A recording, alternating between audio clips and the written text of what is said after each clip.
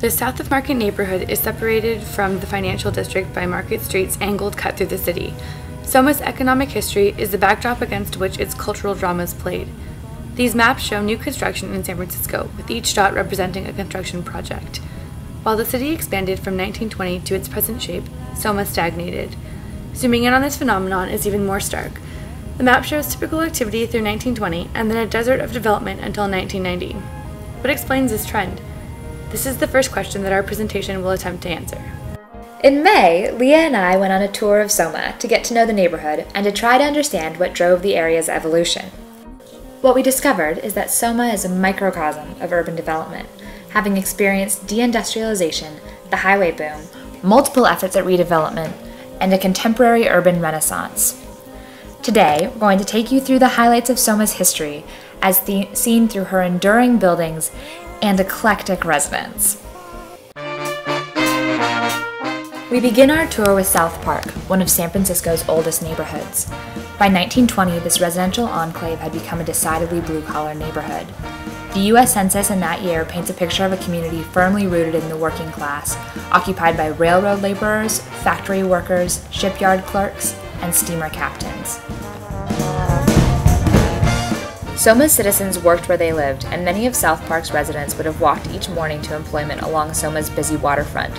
From the 20s through the advent of World War II, SOMA was the center of San Francisco's port and industry. Organized labor grew with the port, frequently battling the city's businesses. These confrontations came to a head in 1934 with Bloody Thursday, a labor battle that pitted SOMA's residents against the police and the National Guard. Labor won and secured the city's reputation as a labor stronghold, squarely centered in SOMA. Throughout this era, the piers of the Embarcadero were at the center of city life, but this was soon to change. San Francisco's shipping and warehouse industry originally required an enormous labor force to load and unload the world's cargo, but this process was slowly replaced with mechanized containers. This process of containerization was, in many ways, analogous to the transformation of the automobile industry. Container-oriented shipping required vast shipyards, which SOMA simply could not accommodate. As a result, SOMA's importance as a shipping and industrial center waned, beginning a long era of decline. This begins to explain the missing construction dots from our earlier map. Warehouses stopped being built in SOMA, and it took decades before the area could reorient its development. The demise of the shipping industry and longshore union, however, were not the only contributors to SOMA's decline. The automobile age fundamentally changed the city's transportation patterns, with detrimental consequences for SOMA. In 1933, construction commenced on the Bay Bridge. The bridge and its required highways cut through SOMA's neighborhoods as the city strove to accommodate the automobile. Before the construction of the Bay Bridge, the ferry building welcomed 40 million passengers each year and was a thrumming hub of the city's transportation network. Almost as soon as the bridge was built, however, the ferry building was rendered obsolete. Herb Cain's playful guide to San Francisco remarked of the ferry building, "Every day is Sunday now for this sad old pile of gray, dead and useless except for the clock that goes ticking on when all else is gone." This landmark of San Francisco's past would remain ignored for half a century. The ferry building, long emblematic of obsolescence and decline, has morphed today into a powerful symbol of SOMA's redevelopment.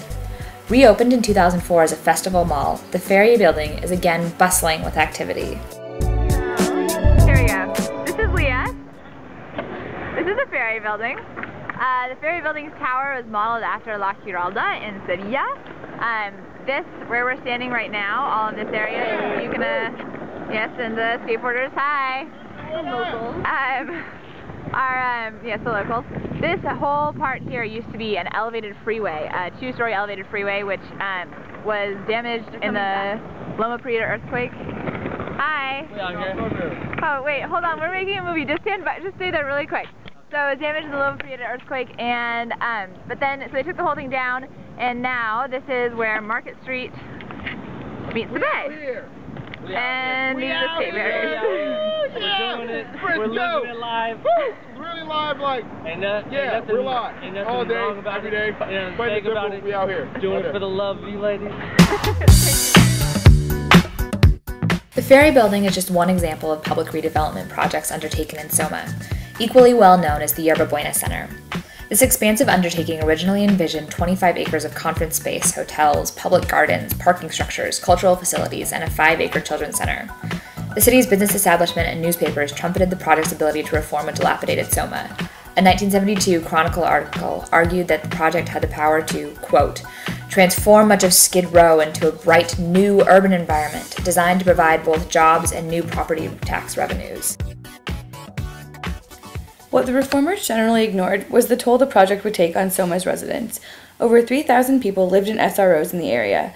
All were displaced by the vast redevelopment project. During our site visit, Cassie and I interviewed one of SOMA's remaining residents, Joe Smith. My name is Joe Smith. I live at 330 Clementina, apartment 1019, and I've been living here for about 12 years. The changes I've seen, they built this new senior citizen home here, which is nice, but it blocked our view. It took away all of our open space. So what was there before the senior center? It was a parking lot. Joe's concerns are common among SOMA's residents. While the city has made a concerted effort to retain and create open space, SOMA is being built up at a breakneck pace. After speaking with Joe, we walked 4 blocks north to Mint Plaza, where we met Rick. Okay, yeah, my name's Rick, bicycle messenger in San Francisco. For instance, where we're sitting here in Mint Plaza used to be alley streets, and it was recently redone. SOMA's definitely had a on the up and up, I guess, and it's definitely getting cleaned up. So it seems to be one of the places of more growth, and they have the area to expand with the new buildings and everything. So. SOMA is not as built up as much of the city core, but this does not mean that new buildings are going up exclusively on unwanted land. Varnish Fine Art, a hip gallery and bar, is surrounded by a sea of concrete. This gallery is being eminent domained out by the San Francisco Transbay Terminal. Current plans for this ambitious project, scheduled to begin in 2009, include a 1,200-foot tower, over 300 feet taller than the Transamerica Pyramid, the city's tallest building.